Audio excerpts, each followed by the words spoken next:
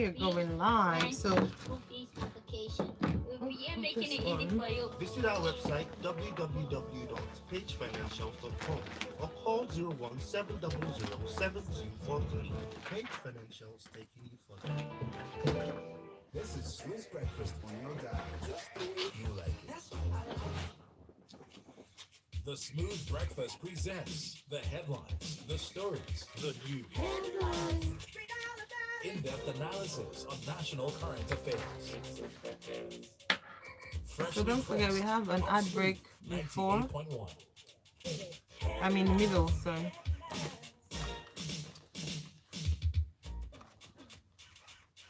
Get quick access to loans from Page Financials. Page Financials, taking you further.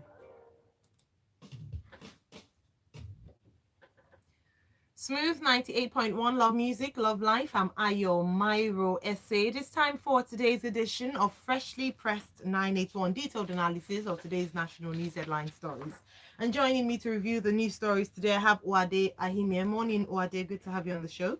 Morning, Ayo. Good morning, Lagos. Morning, Lakune. Great to be on the show. Excellent. We also have Lakule Yusuf. Good morning, Lakule. How are you today? Good morning, Ayo. Good morning, Wadi. Good morning, Lagos. Brilliant. All right, we're going to go through the stories this morning and we invite you to come along with us. You can send in your message on our WhatsApp platform 0809 444 We're also streaming live on YouTube, youtube.com/smooth981FM Lagos. And you can use the chat box to send in your comments as well. All right, let's go on to our very first story here. Nigeria faces import crisis as reserves hit 13-month low. This is in the Guardian newspaper. Nigeria's economy could be leaning against the wind as the country's external reserves fell to a 13-month low last week, tumbling quickly to $30 billion, the level it was between 2015 and 2017. It's a very detailed report and it puts it side by side with other countries, especially oil-producing countries like Saudi Arabia, Kuwait, and then the implications of this, which is, its impact on our importation. Please take us through this story, Wade. Okay, so let me start by saying that the biggest implication for me is we can only be able to fund about 6 months imports based on where it is now. But I don't see all gloom and doom because oil prices are still hovering over the $70 mark. What has happened really is one of our major importers of oil, India, has been going to a crisis as a result of COVID. And as things are beginning to take shape and normalize a bit in India, I guess some of these things will start to turn around again. So I'm not extremely scared. However, what the impact of this could be a further deregulation of the naira. CBN closed on Friday at $412 to $412 naira to $1. That's the CBN market. So at a point in time, even up to now, the parallel markets are still doing over 500 naira for cash exchange, and as high as 510 for transfers is even much more than that. And when you consider the fact that the economy has been topsy-turvy over the last couple of years because of COVID, the earning capacity, the level of debt that we need to service, the interest payments, it's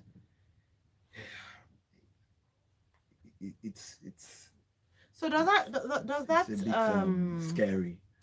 Does that agree with the thoughts, especially made by Cheta and a few of our analysts here, that Nigeria is broke? We've said this so many times. Nigeria has been broke for a while. So many reasons. One, the rate at which we sell our oil, even the production, has not gone beyond 2 million barrels a day for God knows how long. I can remember some time back, Chata and I were talking about it, that for us to be able to even get some semblance of value in oil, we should be doing at least between 3.5 and 4 million barrels a day for you to be able to maintain the status quo. And at the rate at which the population is growing, if you see the comparison made to Saudi Arabia, for instance, that has a population of about 35.3 billion and whose reserves is about 10 times ours, you're seeing that the per capita income is about $12,000, while Nigeria's is about $169. Yeah. So population wise, Mhm. continuous growth in population, continued increase in debt Yeah. will continue to put a lot of strain on not just the reserves but even the exchange rates and Yeah. even the economy as a whole. Yeah. So it's So there's so much that needs to be done in trying to turn this economy around. yeah. And because our focus continues to be on oil, Mm. it's That's a big challenge. it's a big challenge. All right, yesterday we talked about 90 saying that for the first time since I think 2005, we had the highest contributions to GDP from the extractive industry, so from solid minerals.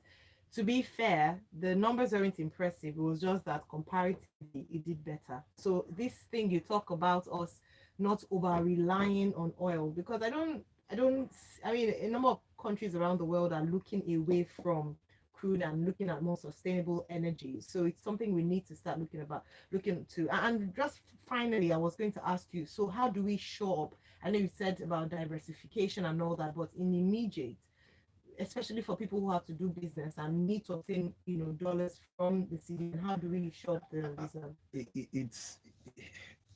It's going to be a bit difficult. Why? Foreign investments are not coming in. The second or third largest foreign exchange earner, which comes from diaspora, has gone down drastically. Yeah. Why? Because of COVID. Yes. So a lot of all these things, like the whole world is beginning to what happens over the next 6 months. If businesses across Europe and America start to go back to jobs, probably diaspora returns will increase. Yeah. If that happens, you start to get more foreign exchange. But before then, we'll just have to continually manage. But the biggest challenge is debt servicing, which takes a huge chunk of a foreign exchange. All right, thank you very much for breaking it down for us, Wade. Now let's go on to our next story, Lakone, and that is it's an important one as well. Bandits, herdsmen, farm occupation, insecurity grounds, Central Bank of Nigeria borrowers, as the Anchor borrowers scheme. Farmers say loan repayment difficult.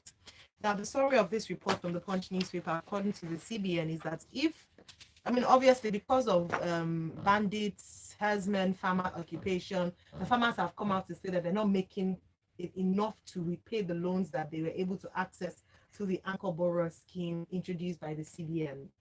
The CBN have then come out to say that if they don't repay the loans, it's not sustainable because they need the loans to be able to give money to the next set of farmers who would want to access this program. A number of people, there have been for and against for this particular program, but to a very large extent, they talked about the successes, how it helped farmers work. But it's almost as if it's counterproductive if there's money available now, in quotes, for farmers to operate, but they don't have an enabling environment to thrive because of insecurity. Please take us to this story from the Punch newspaper. The stories are the same from all the states of the country, Zamfara, Sokoto, Ekiti, Ebonyi, and all the places where Punch may have interviewed farmers. The first thing to do here is to ask the chicken or the egg, which came first. That's right. You say money is available. Yeah. You've given somebody to do. These monies are already trapped either in inputs that they've acquired or on the farm, as it were, that they can't go to, or in storage, which we know that our storage are not particularly top of the drawer, and they don't have access to the markets because of the dangers of the road of travel. And it's obvious, we can see it right now, that if you go to all the markets around, there is possibly too much money chasing too few goods, right, of most of these things today. Okay, so it suggests that there is a breakdown somewhere in these reports. Yeah. One of the farmers interviewed says that insurance does not cover cattle and headers menace. So if I take a loan like this man who took 1.3 million, and at the end of the day, he couldn't harvest even a bag of rice in his Zamfara farm, how does he pay back? Yes, he's taking the loan. He wants to pay back. but something is preventing him from achieving his aim, which is first of all to make profit for himself, Yeah. and then to feed his family, to send his children to school and all that, and then be able to pay the loans. So even if he can't even feed himself, he cannot send his children to school, he cannot even be sure of his own security, the least of his worries will be paying back that loan. Yeah. You know, so the CBN had done well with that intervention. It was an intervention that we needed at that point in time. We should have been one of the contributors to the first story we took, Yeah. to say, look, Yes. those things that we import, how many of them can we take care of inside, Yeah. so that our dependence on imports and then our foreign reserves can be used for something else? Mhm. But here we are, something else is preventing us from achieving that aim. So that's why at this point in time, maybe we always go back to primary responsibility of government, security. Secure this country. Let all of us have the confidence to be able to go about our normal business. Yeah. These farmers be able to go to the farms, do their jobs, take these loans, repay them so that the next people can benefit. Yeah. We will not be able to sustain it. I agree, it is not sustainable Yeah. if the people who've taken can't pay back. Mhm. Except that we want to also take from the money that we don't really have Mhm. to continue to do it and hoping that sometime in the future everybody will pay back. So that's just a summary of the Yeah. story. It comes back to the same thing: secure this country. However we want to do it, Mm. let's get that done so that everybody will be able to do their normal business and be able to sustain this program. It's a laudable program. Mm. I am one of the, in fact, it was one of the biggest things that I said, look, if we're able to get through with this, Yeah. you know, at the beginning, people started talking about our independence from foreign rice, Yeah. for example. Yes. And look at it now. Look at cassava. I grew up knowing that Nigeria was the largest producer of cassava in the world. Yes. Sometime like 10 years ago, Brazil overtook us. Mm. I think Ivory Coast has overtaken us right now too. Mm. Maybe we are number 5 in the world right now. Malaysia is doing the same thing. So these are the kind of indicators that tells us why we are receding. And we need to do something Yeah. about it immediately. Absolutely. Thank you. Thanks very much, Lakunle. Let's go on to INEC, continuous voter registration to last 12 months. This is important, Wade, because as media, our responsibility is to ensure that we keep this, you know, as a burning hot burner. We need to keep talking about voter registration. Have you registered? And let me put you on the spot. Lakunle, have you registered for your voters card? Since It's- 20, I have registered. 2004. I have a voter's card. Okay. It's Yeah. if there's a need to update, you need to update it now. All right. Well, I'm happy that it's kicking off on the 28th. But I always say on this program, we don't have to wait a year before an election to register people or to update your voters list. If you move from one point to the other and you're sure you're going to be there, go update it. But with the fact that INEC is bringing in registration online, Yeah.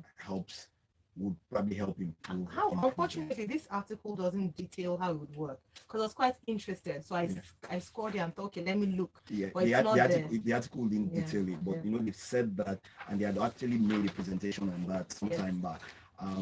How they said it will work was you can go online Mhm. through the INEC website. I'm sure they'll provide some new information once this kicks off. Yes. You can register online and then you go to the nearest voters registration Center. start, and then do your fingerprints and image capturing.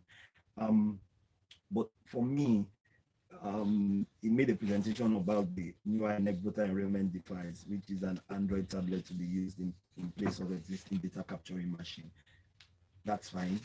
It makes work faster and easier. Yeah. It was something that helped with the quick implementation of the vaccination process, which I have seen. However, I think this should be more than 12 months. I think it should I was be going to more- ask that. Do you yeah. think 12 months is sufficient time to do this? it would finish at the end of June or at the end of May next year, or end of June next year. And then that will be at least 7 to 8 months before the election. Elections. And We there have are- elections in Anambra in November, by the yeah, way. but so why are we not continually registering people? Yeah. Don't forget that some people will turn 18. Yeah, in that's that what June. that's Yeah. what I'm saying. So are you going to Disenfranchised. disenfranchise those people who will turn 18 even a week before the elections? Yes. So the most important thing for me is this is good. Start it off, make it easier. They've increased the number of registration points, which Mhm. will help. They say it's going to be easier now for you to find a registration center. But these things can be done. Local government offices. Can they partner with telcos? Remember with the So NIN many- registration, yeah. it became easier when telcos took it So all onto- these things are things that like when you say you have Nigerians data Mhm. just hanging out Yeah. loosely everywhere. We need a data protection policy, a We do- strong one. we do I have. know we do. But We we do need to have. implement it. We Exactly. need to put it So for me, this is really the challenge. With you have the NIN, how do you work with that to ensure voters registration? But I Alright. think it's something that we should continually talk about. Absolutely. So the registration opens on the 28th of June. That's next week, I believe. Is it next week? Next week, next actually. week, Next week, Monday. Monday. So please do well to register if you haven't. Joshua says, good morning, all. I registered for the voters card during the last time, but was unable to get the card. All I do now. I think we're in the same position because I did the same and they said they didn't find my permanent voters card. I think you should just We go might back. have to go back. re-register. Maybe not necessarily. First Ask. of all. Mhm. I'm sure that they would probably update your details Okay. and probably be able to give you one. All right, let's go on a break. When we come back, we'll take a few more stories here on Freshly Pressed 91. Stay tuned. Keep listening to Smooth 98.1.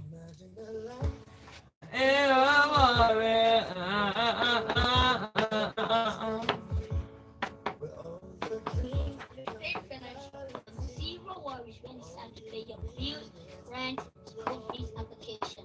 We'll be here making it easy for you. Visit our website www.pagefinancials.com or call 01 700 7243. Okay, we're back now. I am Paul, and this is Smooth Breakfast. Smooth 98.1, love music, love life. It's still freshly pressed 981. Before the break, we looked at Nigeria facing import crisis as reserves hit 13-month low.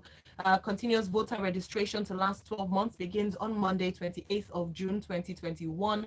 Also looked at insecurity grounding CBN borrowers from paying back as farmers say loan repayment difficult due to insecurity with bandit herdsmen and farm occupation. Abayomi has an interesting perspective. He says, good morning, guys. Brazil overtook us in cassava plantation and production over 12 years ago. Would we act encouraging farming? I was made to believe we have better soil down south, yet the north produce over 60% of our crops. Some of us must go back to farming. All right. Interesting perspective, but I think it's important to mention that we didn't say it. The farmers who were interviewed have said that this is the reason why they cannot program. This scheme is 2 years or thereabout. Yeah. So, and we've seen about 2 to 3 years. Yeah. So the impact over the last 2-3 years. Talking about security on Freshly Pressed for as long as I can remember. Yeah. So really, you really can't blame them. And some of these loans are over a period of a year, 2 years. All right. Okay. Thank you. So a few questions around voter registration. Let's take that during Lagos Talks 981 when we go into detail so we can take some more stories. Lakune Court orders federal government to pay Bayelsa $951 million derivative arrears. This is in the Guardian newspaper. The Federal High Court in Abuja yesterday ordered the federal government to pay that sum to Bayelsa State government. I see you rejoicing. Why are you rejoicing? Please break this story down for us. I can see you on YouTube too. Bayelsa State government is rich, man. I mean, we have not done anything. I know there are some civil servants in Bayelsa states whose salaries have not been paid for some time yet. So this is money on the table for them to spend. That's just an aside. The story in itself, it's a cumulative story, which has started as far back as 2008, when the oil producing states, Akwa Ibom, Bayelsa, and Rivers, had sued the Attorney General and the federal government to say that, look, at that time, the budgetary price for crude was $20 per barrel, and they said, look, every time the price of crude exceeds that $20 per barrel, you must adjust what is due to us in the 13% derivative, which the Supreme Court ruled in their favor. So it is on the premise, on the background of that, that Bayelsa State government has approached the court this time. And this one that they're talking about is for the period between 2003 and 2017. Yeah. So Bayelsa's, now this story does not tell us whether the other states joined in this suit. Yeah. But it says Bayelsa State. So if it's Bayelsa State, so they get $951 million. Okay, so what does that mean for the other states? Would they ride on this and say, if Bayelsa gets it, the rest of us will get it? What does that mean for the federal government? Because this report says the Attorney General did not put up a defense for this suit, which makes it easy for the judge to rule in the favor of the government, of the Bayelsa State government. Yeah. What does it mean for the federal government? Is it that they understood or they realized that there's no point in appealing, in putting up a defense because it is a clear-cut case, and that they are going to comply anyway? Or that they're just taking it like it's one of those things, when we reach that bridge, we'll cross it matter? Okay. So having said all of those things, for me, like I said at the beginning, like I said as a joke, that's actually the serious part of it. It's now time for Bayelsans to follow the money. Yes, follow the hashtag, follow the money. Exactly. They may not have eyes on other monies. This has made the news that your government is $951 million richer today. Be sure you know what the money is spent for. Civil servants in the states are being owed salaries in arrears. Let them get, if that's what you're going to spend this money to do, please do. There are infrastructure to be built in that state. Hospitals, schools, all that. Spend to be another one down the drain. We will not be able to account for the previous ones. Let us be able to account for the ones from today going forward. It is very important. So, congratulations, Bayelsans. Money for you to spend. Well, EJK on YouTube says, my Bayelsa friends, my middle name is Tamunoebi. Please, where are you receiving this? All right, let's go on to our next story. Wade, Nigeria considers new law to unbundle power sector. This story has your name written all over it. From the Guardian newspaper, the Electric Power Sector Reform Act 2005 introduced privatization of the power sector, and it may become obsolete by the end of the year, as the National Assembly yesterday revealed that a new legislation was being planned to unbundle the sector. The first question I want to ask you, is this a good move? You know, people have complained. We thought, okay, with the EPSRA, you know, things are going to change. Maybe finally we're going to get that promised land of 24 hours electricity. Power is going to finally work. It hasn't quite worked out that way. Do you think this review is necessary? And please break it down for us. I think it is necessary. I hear them talking about the downside of which is distribution, and the upside. But the only thing I didn't hear them talk about is the mid-side, which is transmission. Because part of the things that 2005 Act did not do was join it into transmission, which for me is a major plugging point.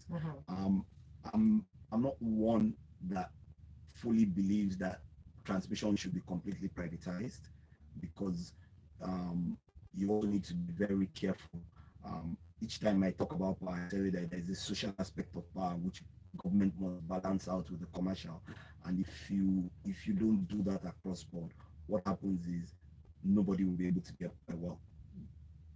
many people might not be able to get the required power that is necessary. And it's something that is happening currently.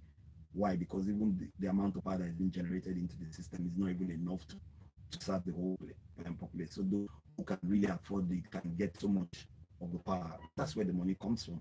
But I think this is a good move. I hope they will bring all parties together. Distribution companies, generating companies, the transmission company of Nigeria. Let's sit down and look at it. How do we move forward? Can we get 24 hours power? Yes, I do believe we can, but there needs to be huge investments in infrastructure, and they must create that level playing field, because the exchange rate, a lot of these equipments don't come from Nigeria that we know. And for us to get to that level, we need to agree sometimes that would let these investments come in. Brilliant. And I think it is a good move, and I hope everybody is listening and everybody is going to sit down and actually talk about it. Yes, be part of this. This says unbundle what? The EPSRA 2005 already unbundled the sector. What are legislators about? They need to truly liberalize and stop tariff fixing. Maybe we need to unbundle further. We thought that the unbundling was enough, but clearly it wasn't adequate. Let's move on to our next story. Lakune, presidential appointments provide evidence of nepotism. Northern Elders Forum tells Buhari's critics. This is a misleading, slightly misleading headline, because when you read it, you would think that it's actually a fair article because they are looking at it from both sides. They're telling the president to also provide evidence so that he doesn't just make claims that it's not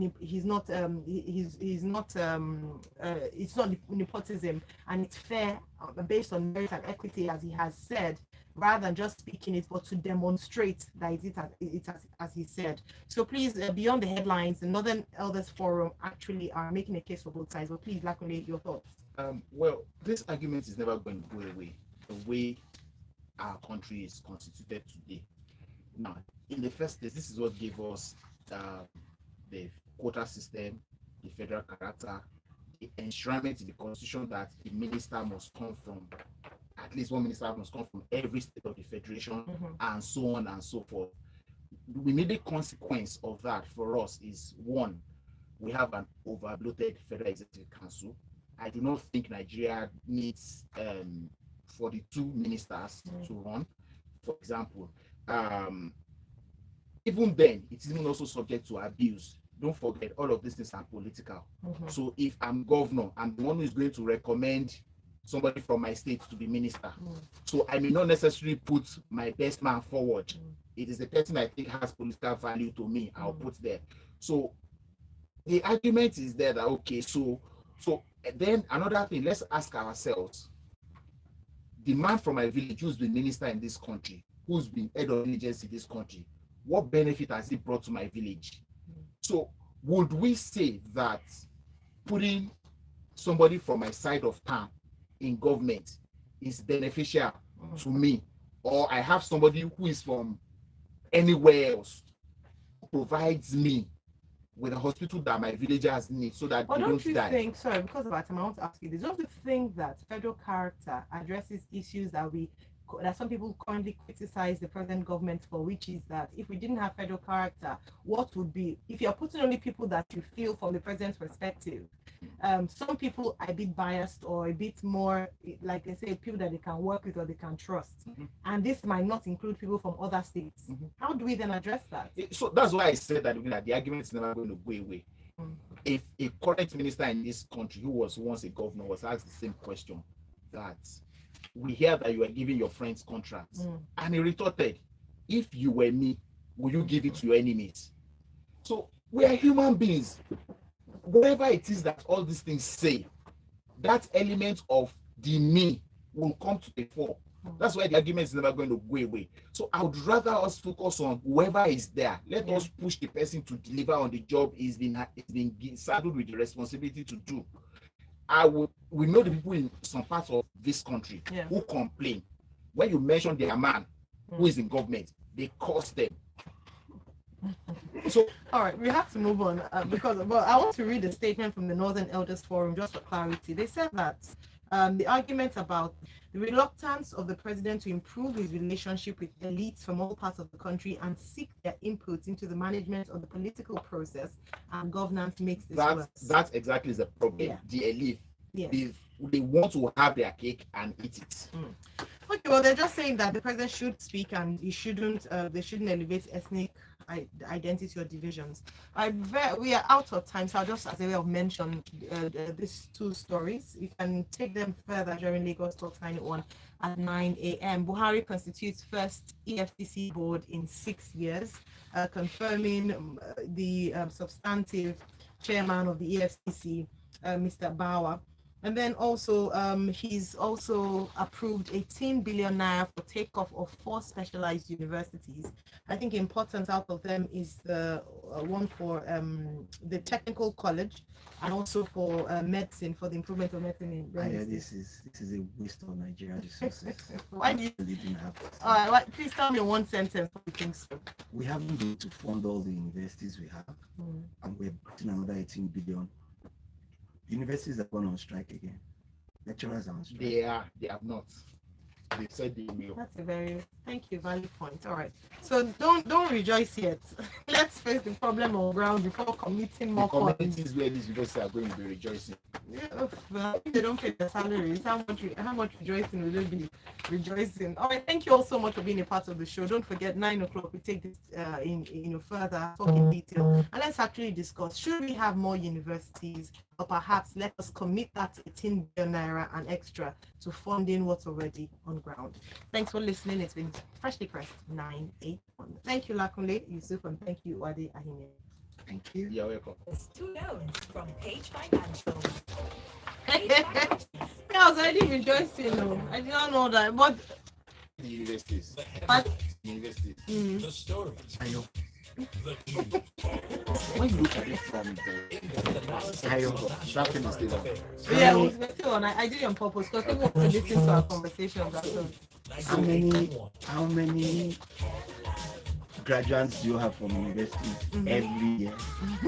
How many people are going to write this year? And but these ones are specialized in. It's not even. Ayo, it's not about specialization. It's not even about the numbers. That's my problem. It's for me. Right. What specialization are you talking about? The MIT Institute of Management Technology in America. It started off as a technology, what's it called? It's probably one of the largest universities in the world. Finance, you name it. It's building the institution. Yeah. You want to build a university to be doing research. What are they? We have almost 70 federal universities. We have over 100 They have universities in over Nigeria. 100 Every research state. institutes attached to one ministry, agency, or government. But they or don't. Maybe university they think already. that we need to be more educated. Educated how?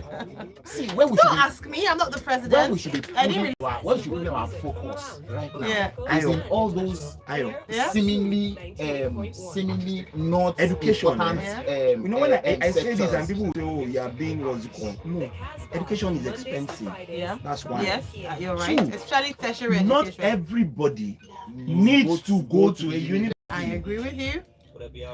All your technical colleges and all, you have everybody killed wants to them. become a university. Nobody wants to go to all those places anymore. Yeah, yeah. Look, there were people who, when they left secondary school, they went to teach. They went to teacher training colleges. Yeah. They went to, and they were. I'm sure okay. you lived in the In UK fact- for a while, have you? Yeah. In fact, Why to do teach, people? Why do you hear people say, do it yourself? How much does it cost because you the plumber to will call a put you on- plumber yes, the of plumber will course. put you on a change- waiting list of 1 week. to Not change even your that, even no? the cost of I'm it. saying he'll place you on a Yeah, waiting list yeah. of 1 week. Oh, Forget the money You you're buy, even no, paying. no. You buy the faucet. Mm, He has a standard charge, whether it's one. call out fee.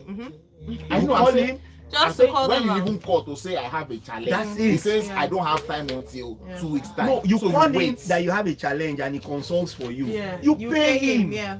About 140 or 120 pounds, depending Are on you where you here? are. So He hasn't come to fix the Yeah. work. Oh. we are even importing this kind of people from Benin Republic right now. Do you know? You want to Like build a house in specialized Nigeria people, yeah. today, you go to Benin What's it Republic. called? All over the world. Canada, if you are a handyman Yeah. and you have some form of basic education, you are good to go. There's a Nigerian I know in Canada today. He's a PhD holder. He was when he got that he became PhD holder. Guess what he does for a living? What? He rears goats.